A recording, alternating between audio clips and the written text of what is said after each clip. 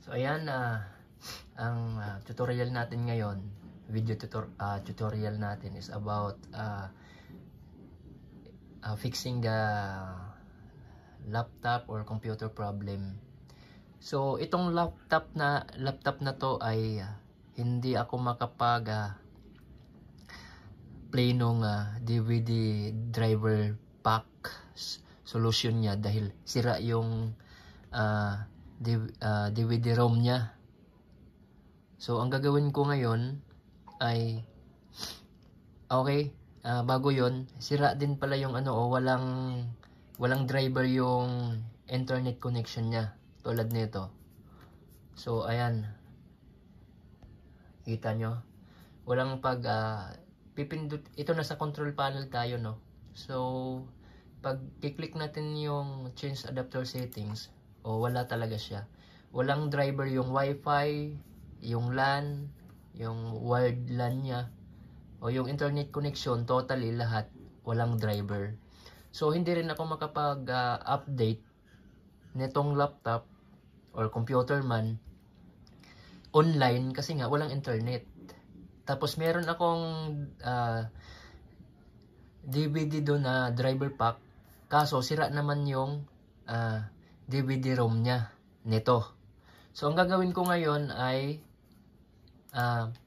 pupunta ako dito sa itong iPad ko. Ayan, punta ako rito. Tapos click mo lang yung Google. Okay, tapos hanapin nyo itong type nyo lang dun sa search nyo lang dun sa Google yung ayan, driver pack solution na yan. Tapos kapag makita or kapag nandito na kayo, ayan, ito yung pinaka niya, no? Punta kayo dun sa ibaba.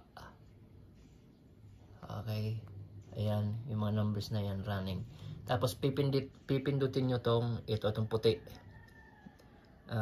this white one, other driver pack version. Pindutin nyo yan. So ayan, pupunta kayo riyan. Ano natin yung natin kasi ayaw niya So meron siyang online, tapos meron din siyang offline. So ang gagawin ko ngayon, pipiliin ko yung offline. So pipindutin nyo lang yung download. Pagkatapos mapindot nyo yung download, punta kayo rito sa itong tatlong dot na yan. Ayan, ito. Tapos hanapin nyo yung downloads. Click nyo yung downloads na yan. Tapos mapupunta kayo dyan. Ito yung mga dinownload nyo. So ayan na yung driver pack LAN torrent. So kapag pipindutin mo yan, hindi siya mabubuksan kasi walang torrent na naka-install doon sa tablet nyo o kaya sa cellphone nyo kung walang naka-install na yung torrent. So kapag pipindutin mo yan, nagda-download automatically siya. Kasi may dinownload na rin ako o may in-install na ako from Play Store na yung torrent. Kaya nagda-download siya. After nyan ay pagkatapos nyan, so kakancel ko na lang kasi tapos na ako dyan. Okay. So after nyan, kapag ma-download na yan, kukunik nyo yung cable nyo papuntang computer. Yan, ayan So ayan, papuntang computer. So ito yung tablet natin, ito yung laptop. So kukunik mo lang siya doon. Tapos pagkatapos nyan ay pagka-connect doon, mag-a-appear yan dito. Slide nyo lang yung doon sa taas, from the top, slide nyo lang. Ito yung makikita nyo, no? Yan. Tapos scroll nyo lang, makikita nyo yung itong USB. Yan. Any type of transfer kasi ito eh. So kung pipindutin nyo yan, ayan, pipili kayo dyan. Ang unang ang unang naka-check niyan ay yung sa taas. Okay. Itong sa taas, yung no data transfer. So, ang i-check nyo ngayon, papalitan nyo itong nasa gitna, file transfer Android Auto. So, ngayon, kapag na-check nyo na yon, punta na kayo dito sa tablet nyo. Sa computer or sa laptop. Tapos, punta kayo dun sa folder. Okay, zoom natin. Yan. Punta kayo dito sa folder. O kaya dito sa menu, ganyan. Tapos folder. Yan, pwede rin dyan. Close mo natin yung isa. Pagkabukas nyo dyan, hanapin nyo yung tablet nyo. Ayan, katulad nyan. Ito yung tablet ko. Pubuksan ko yan. So, makikita nyo yung internal shared storage po. Tapos, punta kayo dun sa, daming folders, di ba? So, pupunta kayo ngayon dito sa may download. Ayan. Tapos, hanapin nyo yung driver pack. Okay. So, tinanggal ko na kasi yun dito. Okay. Ay, ito siya, oh. Ayan. Ito yung di ko tinapos kanina kasi meron na nga. So, kapag makita nyo na to, okay. Pag makita nyo na yan, yan. Right click nyo lang. Tapos, cut. Tapos, pagka-cut nyan, dito nyo ilagay sa download. Mapupunta na yan dun sa mismong laptop nyo. Tapos paste nyo yan. Yan, paste nyo. So meron na kasi ako nyan. Ito na yun, oh. Okay. Kapag ka may paste nyo na, right click nyo lang uli. Tapos run as administrator. Tapos kusang i-unzip nya yan. Okay. Pagka-unzip nun, ito yung makikita nyo. Hindi to kasama, hindi to kasama. Ito lang, 1, 2, 3, 4, 5, 6, 7. Yan, hindi to kasamang legit. Okay. Tapos ngayon, kapag ka nandyan na, ganyan yung itsura, ito naman ang pipindutin nyo ngayon. Okay, open nyo lang. So, ayan siya. Tatanong siya, extract or cancel. So, extract nyo lang. So, okay lang yan, wala na yan. Dito lang yun. Na-extract ko na kasi kanina yan eh. Yan. Extract nyo lang ng ganyan. So, hanggang matapos, antayin nyo muna. So, ayan, mabilis naman. Tapos, ito yung makikita nyo dun sa laptop or computer nyo. Punta ka lang sa download, no? Ito yung makikita nyo. Ayan. Yan, patapos na.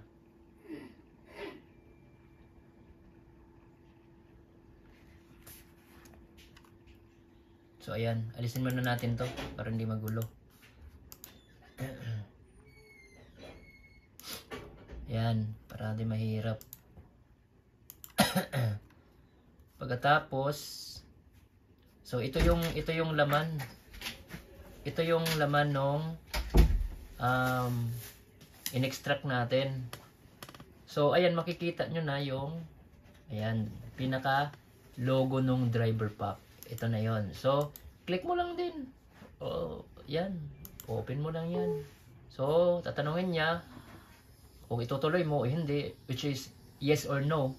So, yes tayo, syempre. Close muna natin yan. So, ayan, makikita natin, nagra-run na siya. Okay, yan na. Diyan na tayo. Ito yung pag-update ng driver dun sa laptop or PC ninyo na walang internet connection, totally lahat walang internet connections, no? So tapos yung laptop or PC ninyo ay walang di gumagana or sira yung DVD-ROM niya. Or kung meron kang USB dyan, may driver ka, di mas maganda, mas mabilis lang. Ito ay paraan lang para ma-resolve or ma-solve natin yung problem about dun sa computer or laptop, etc. Para magamit natin, magkaroon na tayo ng connection. So, ayan, makikita nyo, dito ay 5 drivers will be installed. So ito yung mga yung problema. So susubukan natin ngayon na ma-fix ito. Ayan, walang connection, no. Di ba? Ayan, no. Kasi nga walang driver yung LAN tsaka yung Wi-Fi. So ayan, punta tayo, balik tayo rito.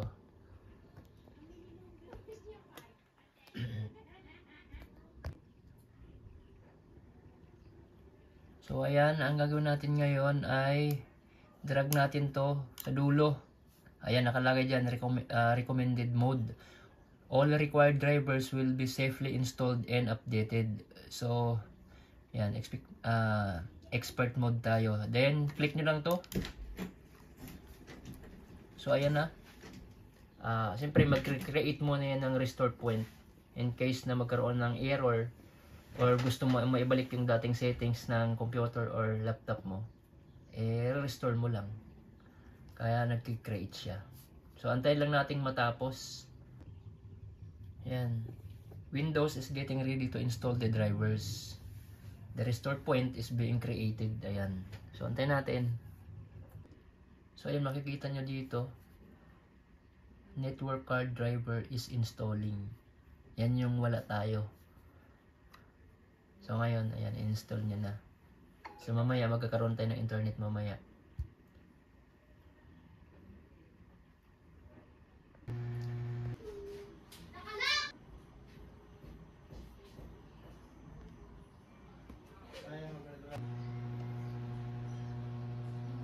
Ayan, nag-install na siya.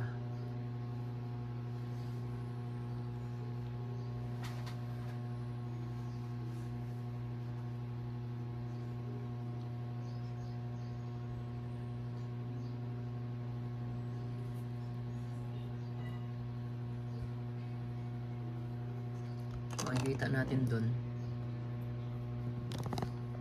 Ayan. Install Shield Wizard complete. Yes, I want to restart my computer now.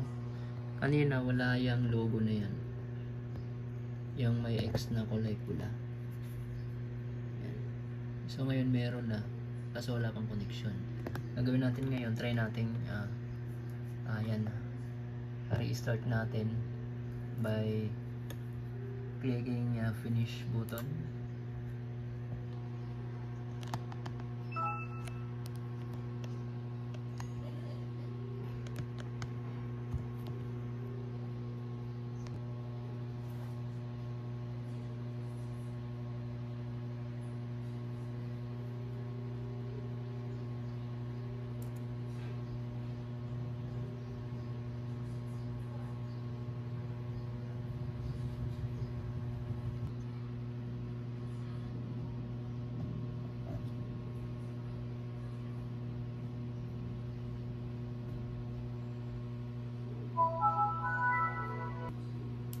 Try natin kung meron.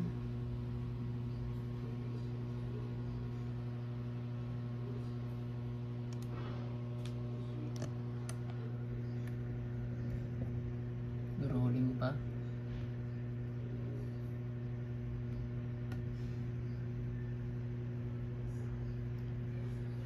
Not connected.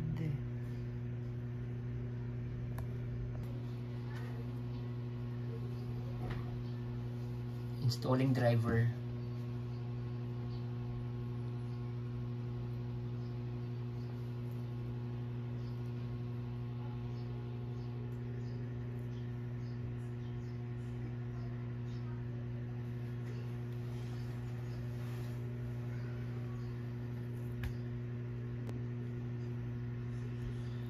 Ayan, finish. So ngayon makikita natin dito, tingnan natin dito sa network and sharing. So ayan, makikita natin dito. Okay, mayroon na. Kanina wala talaga, purong puti. So mayroon na siya. Itong wireless at saka yung local. Ayan, yung LAN niya. So try natin mamayang i-connect yung wire. Tapos ito subukan natin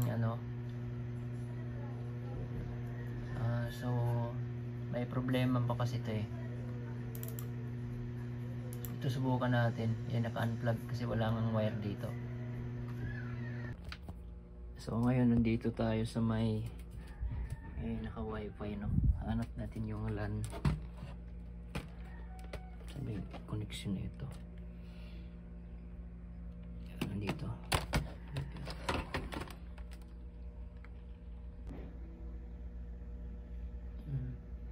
So ito yung internet connection niya. Try natin. So naka-connect to dito. Ayan. Tignan natin kung mag-connect yan dyan. So connect muna natin.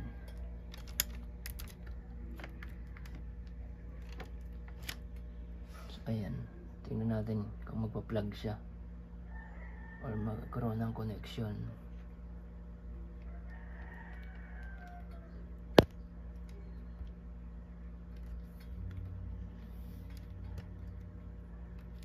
So parang wala.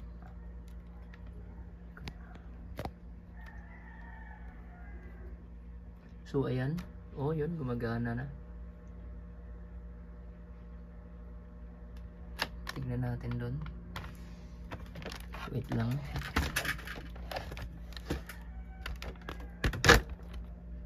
Ayan, nagalaw.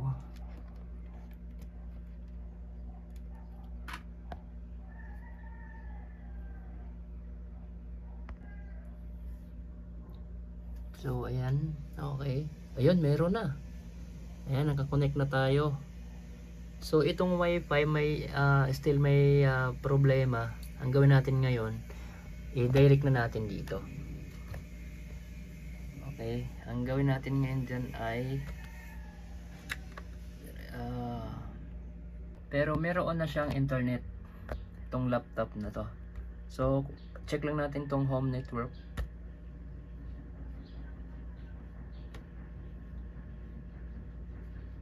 Yan yung type ng internet access niya, no? Okay, so uncheck lang natin yan. Videos, music, no problem. Printers, click next mo lang.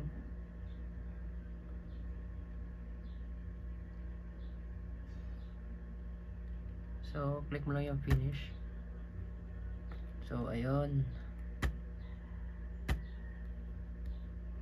Ngayon gawin natin ngayon ay subukan natin mag-install ng Chrome, Google Chrome. Dahil wala na, itong laptop na to ay wala pang Google. So para masubok natin yung internet, yung connection na yan, kung gumagana ba talaga. Okay, kahit meron siya ng network access, susubukan nating mag-install. Okay. Yes mo lang.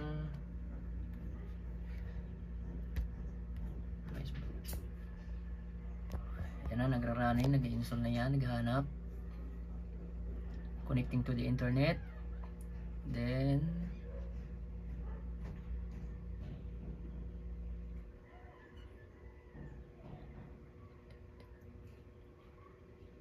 so if we can do it successfully, so ibig sabihin we have now an internet connection. So finding, okay, yon, downloading, ayun, meron na tayong connection. So success. Okay, ayan.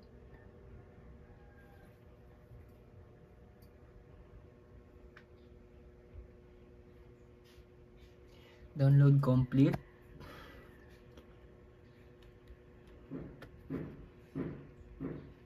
Installing.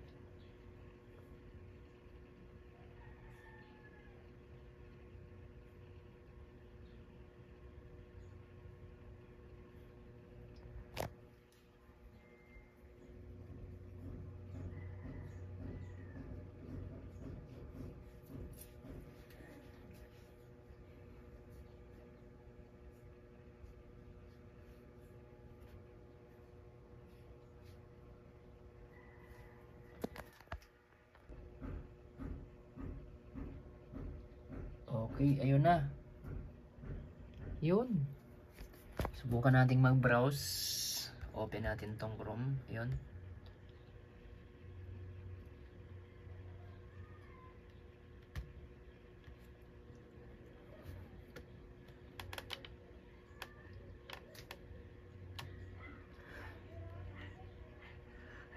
Ito yung ano mo kapag naka Windows 7 ka. Get started.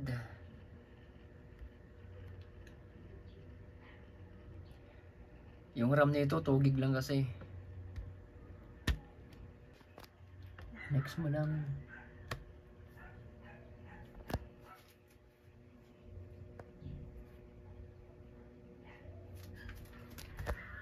Search tayo.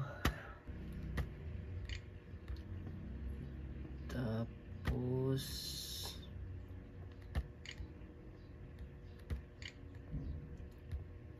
sige nga.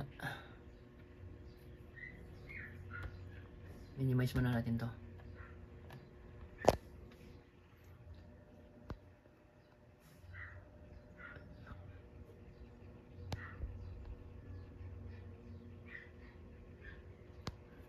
So, set muna natin yan.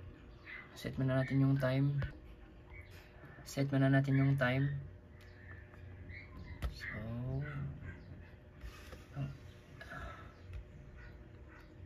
13, ano na tayo ngayon eh.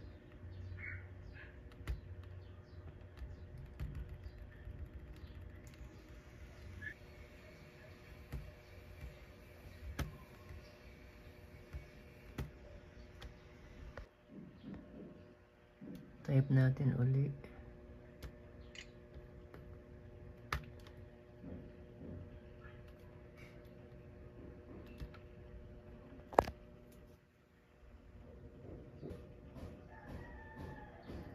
So ayan.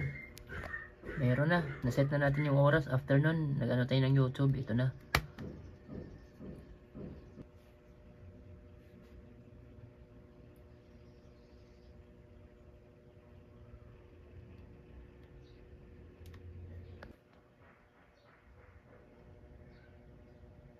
Yun.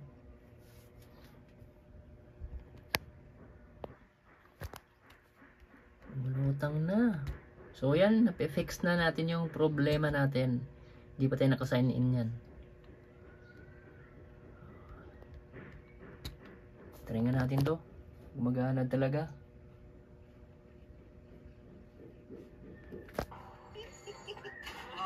Oh, galing.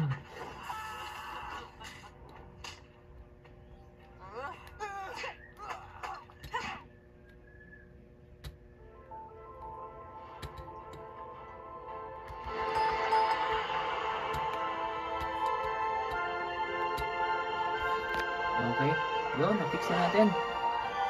Ayos. Don't forget to subscribe, share, and like. Thank you for watching.